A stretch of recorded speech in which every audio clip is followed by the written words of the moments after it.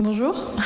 Bon, je suis un peu impressionnée, mais voilà. Donc moi, je travaille au Parc du Luberon sur la question de la ressource en eau. Et du coup, je vais vous parler un petit peu plus du contexte local, ici, donc dans le bassin du Largue, et de la question de l'aménagement, enfin des aménagements qui existent autour de la gestion de l'eau sur le territoire, parce que c'est quelque chose d'important et de complexe pour le territoire. Et enfin, quelques actions concrètes que le parc mène sur cette question-là. Voilà. Donc ça, vous avez ici la carte du parc du Luberon, et donc il y a plusieurs bassins versants dans le parc. On a le bassin versant du Calavon-Coulon qu'on voit en bleu foncé, et le bassin versant du Largue-Laye qui est en bleu clair, vert, donc on voit le petit point rouge, c'est fort calqué, et donc qui va se jeter ensuite dans la Durance au-dessus de Manosque. Et donc ces bassins versants, donc on a le bassin du Calavon-Coulon, du Largue et du Lauzon qui sont classés déficitaires. Donc en fait, ce qui est prouvé, c'est qu'il n'y a pas assez de ressources locales pour satisfaire tous les besoins qu'il y a sur le territoire. Pourquoi ?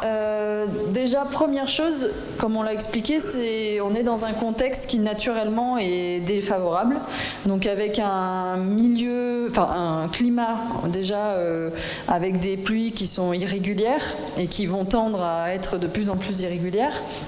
Et en plus, on a un sous-sol karstique, donc qui est un sous-sol calcaire fissuré, où on a une infiltration très rapide des eaux de ruissellement qui vont se retrouver en très grande profondeur. Et notamment sur le territoire, on a un karst qui vient jusque sur la montagne de Lure, qui alimente tout le système fontaine de Vaucluse. Donc globalement, on estime à peu près que 70% des eaux qui tombent sur la montagne de Lure se retrouvent en partie vers la fontaine de Vaucluse ou vers la clue de Sisteron. Voilà. Et en plus, ce qui est compliqué, c'est que comme c'est des systèmes calcaires fissurés, les fissures ne sont pas régulières et on ne peut pas être sûr que là, à l'endroit où on est, si on creuse, on va tomber sur une fissure et la nappe directement. Donc c'est très difficile à étudier. L'Université d'Avignon travaille pas mal sur ce sujet-là d'ailleurs. Et donc en plus c'est des ressources qui sont à moins 600 mètres de profondeur et donc qui vont coûter cher à aller chercher une fois qu'on a pu les capter. Donc on a le bassin versant du Largue et de la Laye qui est représenté ici. En gros, on peut séparer le bassin versant en deux grandes parties géologiques. Donc avec la partie amont verte qui est plus karstique, donc soumise à des pertes importantes en profondeur, et une partie aval constituée plutôt de couches marno-calcaires qui se superposent, qui sont plus ou moins aquifères et donc plus ou moins productives en eau.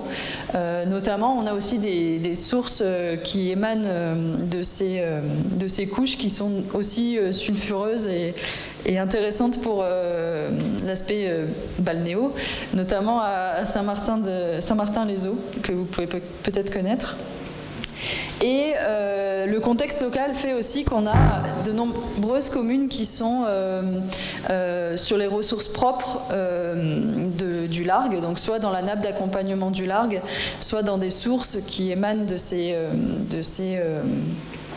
nappes.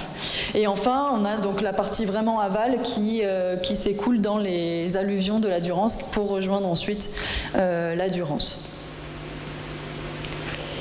Alors, j'ai exposé ces photos, justement, voilà. Donc on est dans un contexte où on a une eau qui est contrainte par un milieu naturel, et donc géologiquement mais aussi climatiquement. Et depuis toujours, la Provence, on s'est adapté et on a aménagé des infrastructures pour récolter les eaux et les conserver pour pouvoir les utiliser et se contenter. Et donc là, vous avez par exemple une photo d'un éguier. Donc c'était vraiment des réservoirs d'eau qui étaient creusés à même la roche pour récolter les eaux de ruissellement. ou encore des mines d'eau qui en fait sont des tunnels creusés à l'horizontale pour aller capter des sources d'eau souterraines.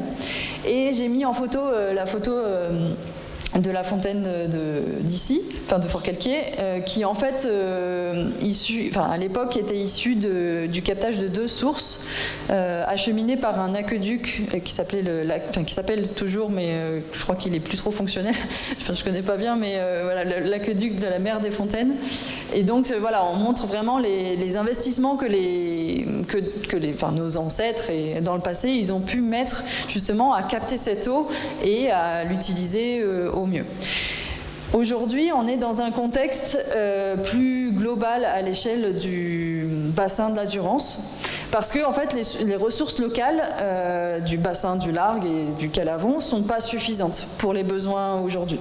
Donc en fait, on a un système de transfert d'eau qui est très important depuis le bassin de la Durance, qui est constitué en fait par les 2 grands bassins, les 2 grands réservoirs qui sont un peu nos châteaux d'eau. Avec l'eau qui défonde des neiges et des glaciers, donc avec le barrage de Serponçon et les barrages de Sainte-Croix sur le Verdon. Et donc tout ce réseau, on a un réseau de canaux, de gros canaux qui sont gérés notamment par EDF, qui achemine, et la Société du Canal de Provence aussi, qui achemine l'eau vers la Provence et le Var aussi, pour alimenter en eau que ce soit agricole ou en eau potable. À l'échelle du parc du Luberon, on a donc ces grands transferts qui nous alimentent en eau d'irrigation et en eau potable via des canalisations. Donc pour le contexte local ici du bassin du Largue, on a des canalisations, la canalisation dite des fusées qui alimentent tout le plateau de la montagne de Lure et le plateau de Sceaux, qui utilisent en fait les anciennes canalisations qui alimentaient la station militaire du plateau. Et il y a aussi, donc on a une alimentation de la retenue de la Laye, qui est une retenue qui n'est pas très loin d'ici, qui alimente en eau potable et en eau d'irrigation tout le bassin, qui est en fait une alimentation un peu d'urgence, enfin de secours, qui a notamment servi l'année dernière pour remplir en fait le barrage de la Laye, qui normalement se remplit avec le ruissellement de la Laye. Donc ici, vous avez une illustration de ces grands transferts, donc le barrage de la Laye qui est ici, donc qui a été construit en 1962. Donc je crois qu'il y a des spécialistes devant, donc peut-être s'ils veulent en dire un peu plus sur ce contexte de construction, l'historique, tout ça, ce sera plus simple à en parler. Et le tunnel de Beaugneux qui transfère l'eau d'irrigation et qui alimente toute la plaine de Apt, aptésienne, pour notamment l'irrigation. Donc qui a été construit en 87. Donc ça c'est issu de combats et de réflexions collectives de l'eau qui ont duré des décennies et qui ont amené justement à ces grands transferts et ces infrastructures importantes sur le territoire. Donc on est dans un contexte d'une ressource locale limitée et avec un cours d'eau qui est intermittent. Donc vous voyez les couleurs du cours d'eau. En gros, quand c'est en rouge, c'est que c'est quasiment à sec tout le temps. On a de l'eau que quand vraiment on a des fortes pluies. En bleu, c'est des écoulements permanents visibles, et en jaune, c'est les écoulements intermittents. Donc en fait, on voit que même dans la partie aval, on a aussi des intermittences du cours d'eau. Et ça va avoir un impact fort sur le milieu et la biodiversité du milieu. Les points que vous voyez, c'est des points que l'on suit dans le cadre d'un réseau de suivi de jaugeage et que l'on suit régulièrement toute l'année pour avoir vraiment une vision du bassin versant. Et donc là, la courbe VAR, ce que vous pouvez voir, c'est depuis cet hiver. Donc, théoriquement, si on est plus dans un aspect hydrologique, il faudrait commencer la saison plutôt en automne pour avoir vraiment la vision de la saison hydrologique. Mais du coup, on voit qu'on a bien une diminution. Alors j'y vais la semaine prochaine, peut-être qu'on verra une augmentation liée aux pluies, on peut espérer. Mais bon, ce sera peut-être pas autant que le pic qu'on a pu voir vraiment très important l'année dernière, mais qui est vite redescendu aussi par la suite. Donc ça, si ça vous intéresse, sur le site du SIT du PNRPACA, en fait, tous ces points-là sont visibles et consultables par tout le monde. Donc il faut un petit peu maîtriser l'outil, mais après, voilà, c'est consultable pour tout le monde. Là, c'était le graphique avec les analyses que vous avez pu faire, donc oui, qui montre bien que donc sur le Calavon, mais c'est le cas aussi sur le Largue, hein, on a une augmentation des périodes d'assec qui est constatée. Et donc voilà, un impact des variations climatiques qui sont importantes sur le milieu et qui se constatent. J'ai trouvé ce graphique dans le rapport de la mission interministérielle sur le barrage de la Laye et qui montre voilà, l'impact au fur et à mesure des années du changement climatique et de la baisse donc, des précipitations et des ruissellements, et donc l'enjeu que ça peut avoir sur le remplissage du barrage de la Laye. Donc on voit une baisse tendancielle. Tout ça, donc dans un contexte de bassin déficitaire, on a, les acteurs du territoire se sont regroupés et on dit on ne peut pas agir que dans notre coin, on va travailler ensemble, il faut réfléchir à des solutions globales. Et donc après un diagnostic partagé vraiment avec des mesures et de ce qu'on appelle une étude volume prélevable et une longue concertation, il y a un contrat de bassin versant qui a été mis en place, qui est en fait un outil de gestion et de concertation dans lequel plusieurs actions ont été proposées en vue d'améliorer la situation de la gestion de l'eau, que ce soit pour la sécurisation de l'eau potable ou de l'eau d'irrigation pour les agriculteurs, et d'améliorer aussi la situation pour le milieu.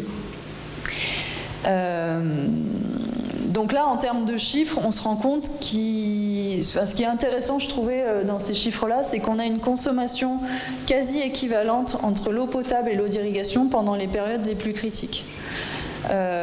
Donc en fait, les efforts que l'on peut faire, ils sont aux deux niveaux équivalents. Et donc, on a dans ce programme un programme de gestion de la ressource. Donc ce programme, il était global sur plusieurs thématiques, que ce soit sur la qualité de l'eau, sur la gestion du risque inondation, sur la gouvernance globale à l'échelle du bassin versant. Et dans ce programme-là, il y a un plan de gestion de la ressource en eau qui aujourd'hui perdure toujours, avec donc plusieurs actions identifiées. Je vais en détailler quelques-unes, mais rapidement, qui s'appelle un PGRE. Donc ça, c'est les jargons de la gestion de l'eau. Et voilà, donc ce qui est important à comprendre, c'est que dans ce programme-là, donc il y avait tous les acteurs autour de la table pour vraiment avoir un objectif de retour à l'équilibre quantitatif de la ressource en eau du Largue et de tous les usages, que ce soit eau potable, pour donc les particuliers, le tourisme, etc., mais aussi pour l'agriculture et aussi, avant tout aussi, pour moi, pour les milieux. Donc là, j'ai regroupé un peu en grands pôles d'action. Dans les actions eau potable, il y avait améliorer l'existant, c'est-à-dire améliorer déjà les réseaux qu'on constate, qui sont assez fuyants. Notamment sur le secteur, il y a certaines communes qui sont à peu près à juste 50% de rendement des réseaux d'eau potable, donc il y a quand même des gros efforts à faire là-dessus. Réfléchir à des sécurisations d'alimentation par des interconnexions entre collectivités. Donc comme je vous disais, il y a cette grande canalisation qui vient depuis la Durance et qui va alimenter tout le plateau jusqu'au plateau de Sceaux.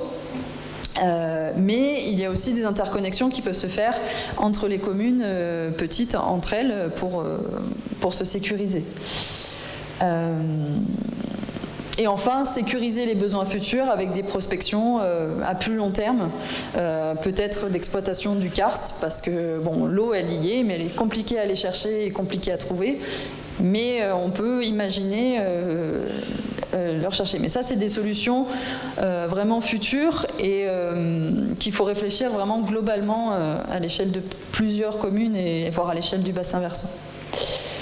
La partie agricole, je la laisse pour Fabienne. Et après, donc, plus des questions organisationnelles, donc les suivis de débit que l'on peut mener sur le bassin pour avoir vraiment une vision et une connaissance continue dans le temps. Ce qu'il faut savoir aussi, c'est que ces données-là servent pour les arrêtés sécheresse, parmi d'autres données, mais elles permettent d'alimenter la discussion sur le fait de déclencher ou non des arrêtés sécheresse auprès des services de l'État. Raisonner l'urbanisation en fonction des ressources disponibles. Réviser les autorisations de prélèvement. Donc, les gros prélèvements en fait, sont soumis chaque année à une autorisation de prélèvement. Et sur le territoire du Largue, il y a un objectif de réduire ces prélèvements dans la mesure du possible pour les acteurs, quoi, et de manière collective. Et une autre problématique qui est plus complexe pour m'y être attelé un petit peu, le recensement des forages individuels. Donc là, on considère les forages domestiques, les forages des particuliers chez eux, quoi. Et où c'est très compliqué parce que normalement, ils ont une obligation de déclaration en mairie, mais ils ne le font pas. Donc là, c'est plus compliqué et pourtant, ils ont un impact aussi important, surtout dans les communes qui prélèvent dans la ressource locale et les forages aussi qui prélèvent plus ou moins dans la ressource locale, mais où on sait, du coup, comme on ne les connaît pas, on n'a pas la connaissance de l'impact de ce prélèvement. L'autre enjeu pour eux aussi, c'est que s'il y a une pollution ponctuelle, ils ne pourront pas être avertis s'ils n'ont pas déclaré leur forage, parce qu'on ne saura pas qu'il y a un forage sur ce secteur-là. Donc ça, c'est les actions que tous les acteurs ont pu mener. Et nous, à l'échelle du parc, cette mission eau existe déjà depuis très longtemps. Et on a développé une mission plus de sensibilisation et de mise en œuvre d'actions d'économie d'eau depuis 2012. Et qui s'adresse plus aux consommations après compteur, donc pour les collectivités, avec un accompagnement des collectivités avec un service qui s'appelle le CEDEL, Service d'économie durable en Luberon. Et donc les communes adhèrent à ce service et des techniciens les accompagnent dans une démarche de diagnostic et d'optimisation de l'eau qu'ils font dans leurs usages. Donc ça peut être irrigation des espaces verts, ça compte beaucoup pour les collectivités, l'usage dans les bâtiments, donc les écoles, enfin, tous les bâtiments que la commune peut avoir en gestion. Et en plus, du coup, après, quand elle rentre dans cette démarche, c'est aussi une volonté d'être exemplaire auprès de sa population pour pouvoir les sensibiliser et se montrer comme exemple auprès d'eux. Alors, il y avait un volet plus de formation sur différentes thématiques et un volet plus de sensibilisation avec des outils que je vais vous présenter. Donc là, le service d'économie d'eau, on a identifié, il y a des communes pilotes qui ont été les premières à mettre en œuvre la démarche et on a identifié jusqu'à 20 à 40% d'économie potentielle dans les usages de l'eau de la commune, donc c'est pas négligeable, notamment aussi pour son budget. Donc on a plus de communes côté 84 qui ont adhéré. On commence à avoir quelques communes 04, mais il va falloir encore travailler.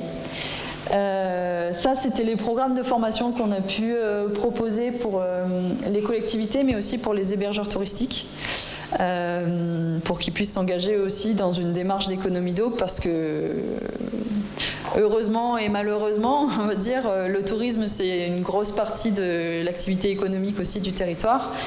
Cependant, les touristes, ils viennent souvent plus dans la période où il n'y a pas d'eau. Donc ça a un impact en termes de consommation d'eau normal, mais aussi en plus parce qu'ils ont des besoins, enfin on considère qu'ils ont des besoins supplémentaires avec les piscines, le besoin que la pelouse soit verte quand ils viennent parce que c'est plus agréable pour eux. Donc voilà, c'est un peu cette sensibilisation et cette formation qu'on apporte auprès des hébergeurs touristiques et de voir comment on peut faire. On a aussi développé un programme scolaire avec un projet qui s'appelle D'où vient l'eau de ma commune, avec chaque année des partenariats avec les CPIE notamment, et que je trouve très intéressant justement parce que bon, on sait très bien que sensibiliser les jeunes, ça sensibilise aussi les parents, enfin c'est vraiment notre avenir. Mais je trouve que le programme D'où vient l'eau de ma commune, ça permet vraiment, enfin je trouve son intérêt sur vraiment le contexte local, de comprendre l'eau quand j'ouvre le robinet, d'où elle vient et où elle va, comment elle est traitée ensuite. Pour moi, ça fait partie des grandes mission qu'on doit faire comprendre pour l'eau. Et puis d'autres outils qui ont été développés avec, donc vous voyez le stand eau que vous avez peut-être vu, j'étais là sur le marché cet été pour présenter donc, ce stand qui en fait retrace justement le contexte de l'eau en Luberon et entre guillemets, les économies qu'on peut faire à la maison. C'est vraiment un stand un peu interactif. Et des petites plaquettes qui ont été créées thématiques que vous pouvez retrouver à la sortie sur le bar. Notamment aussi avec des... Enfin, le bar, le comptoir, pardon. Il n'y a pas de bar. Vous pouvez aussi retrouver les synthèses de l'étude qu'avait fait le GREC Sud, donc à disposition en haut. Donc voilà, des actions de sensibilisation et de mobilisation. Avec ça, c'est le petit chevalet qui est à disposition des hébergeurs touristiques. Si jamais il y en a dans la salle, vous pouvez tout à fait le télécharger gratuitement sur le site du parc. Donc ça, c'est plus à destination des touristes et des clients pour savoir qu'eux aussi, ils peuvent avoir un enjeu et un impact sur la consommation d'eau. Et des ateliers qu'on a pu faire de toilettes sèches, de fabrication de toilettes sèches notamment. Voilà, c'était très sympa.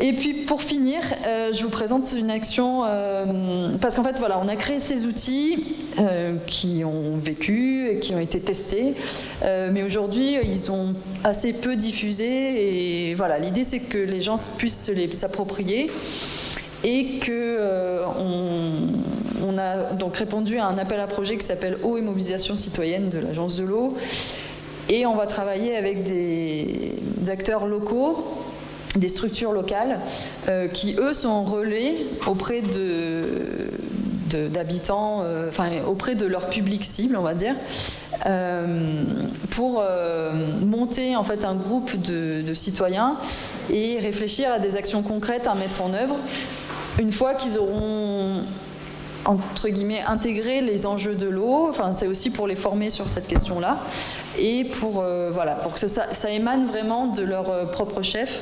Voilà. Et donc sur le territoire de Forcalquier, peut-être que vous connaissez, on va travailler avec le centre socio-culturel de la Cordelière, avec un public plutôt urbain, pour réfléchir à des actions que l'on peut mettre en place, soit dans leur famille, soit plus large. Enfin, ça dépendra vraiment de leur volonté. Voilà, je termine et j'ai fini sur cette diapo pour rappeler les enjeux de notre milieu et de notre belle biodiversité que l'on a sur le territoire, très riche et voilà. Merci.